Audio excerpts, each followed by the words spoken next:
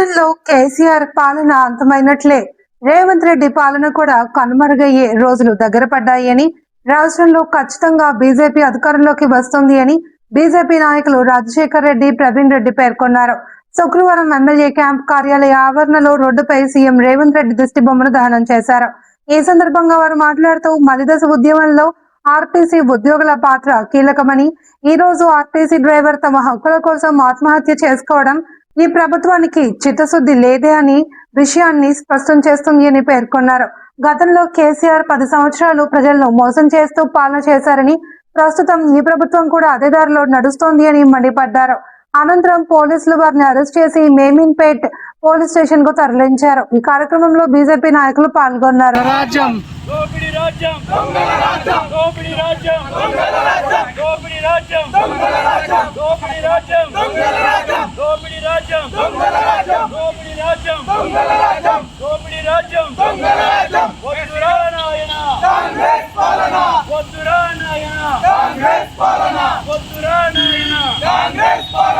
Revanth Reddy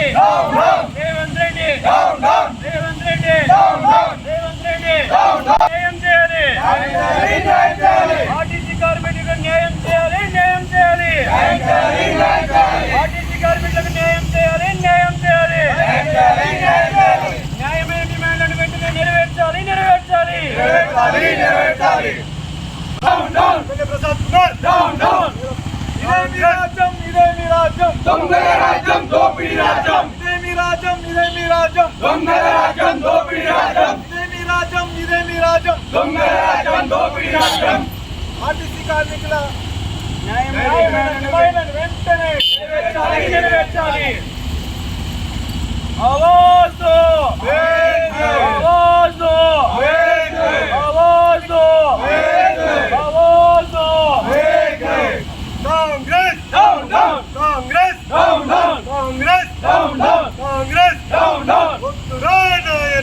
Congress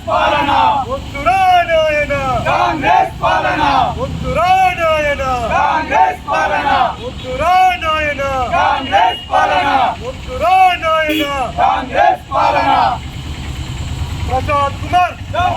Prasad Kumar MLA Prasad Kumar. Driver ఒక ఆయన suicide చేసుకుని చచ్చిపోయాడు. మలిదశ ఉద్యమంలో ఆర్టీసీ ఉద్యోగులది కీలక పాత్ర. ఆ ఉద్యమాన్ని బేస్ చేసుకొని ఒక పెద్ద మనిషి గద్దెనెక్కిండు. దాన్ని ఆయన ఏమంటాడంటే, ఇప్పుడు నా ఫ్యామిలీ నేను చేయడం వల్లనే తెలంగాణ రాష్ట్రం వచ్చింది అంటాడు. 1200 మంది పిల్లలు చచ్చిపోయారు. ఒక్కొక్క మనిషిని ఒక్కొక్క మెట్టు కింద ఎక్కి 1200 ఫీట్ల పైకి ఎక్కి 10 ఏళ్ళు పరిపాలన చేసి ఇష్టం వచ్చిన దోపిడీ చేసిన ఆయన వాళ్ళ తాత జాగిరి ఉన్నట్టు మొత్తం దోచుకునే కాడికి దోచుకున్నాడు. తర్వాత ఇంకొక ఆయన వచ్చిండు.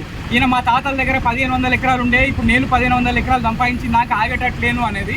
వీళ్ళకి ఇప్పుడు ఆర్టీసీ ఉద్యోగులు 43,000 ఉంటే 23,000కి వచ్చింది. ఇంతమంది ఎట్లా తగ్గిర్రు?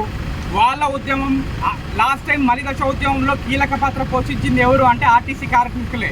వాళ్ళ ఉద్యమంతో పైకెక్కి ఇప్పుడు వాళ్ళనే అణిచివేసి వాళ్ళ పొట్టగొట్టి ఇప్పుడు ఒక డ్రైవర్, ఆర్టీసీ డ్రైవర్ నిన్న సూసైడ్ చేసుకొని చచ్చిపోతే టెంపరీ డ్రైవర్లను పెట్టి పని చేపిస్తున్నాడు. అంటే మీరు ఏం ఉద్యోగం ఏం మెసేజ్ ఇస్తున్నారు? కేసీఆర్ గారి కాలంలో ఆయన ఏమన్నాడు? ఆంధ్రలో ఎన్నగొడతాం, ఈ వ్యాపారాలన్నీ పోతే కొత్త మంది ఎమ్మెల్యేలు అవుతారు అంటే పిల్లలు దాన్ని నిజంగా ఆయన పెద్ద మనిషి చేస్తాడేమో అనుకొని అది నమ్మి వాళ్ళ ప్రాణాలందరూ తీసుకొని సూసైడ్లు చేసుకొని చచ్చిపోతే ఆ 1200 మంది మీద ఆయన రాజ్యం ఎక్కి కూర్చున్నాడు. తర్వాత ఈ దరిద్రాన్ని ఇంకొక ఆయన క్లీన్ చేస్తాడని ఇంకొక ఆయనకు అధికారం కట్టబెడితే ఈయనను మించి కనీసం ఆయన ఉద్యమకారులను పట్టించుకోలేడు. కానీ ఈయన ఏం చేస్తుండో ఆ ఉద్యమకారులను చంపి మిగిలిందేమని ఉంటే దోచుకుపోయాం. ఈ దోపిడీ పాలనను బీజేపీ తరఫు నుంచి మేము ఖచ్చితంగా అడ్డుకుంటాం. ఈ పాలన ఎక్కువ రోజులు సాగదు. రేవంత్ రెడ్డి ఎప్పటికైనా పాపం పండుతుంది. కేసీఆర్ అయిపోయింది, కేసీఆర్ కాలం. రేవంత్ రెడ్డి కాలం కూడా అయిపోతే జీవితంలో మళ్ళీ కాంగ్రెస్ ప్రభుత్వం రాదు. ప్రజలకు బీజేపీ వస్తుంది, ఎట్లయినా మంచి పాలన అందిస్తుంది. బీజేపీ ఎప్పటికైనా ప్రజల తరఫునే ఉంటుంది, కార్మికుల తరఫున పోరాటం చేస్తుంది. భారత్ మాతాకి జై.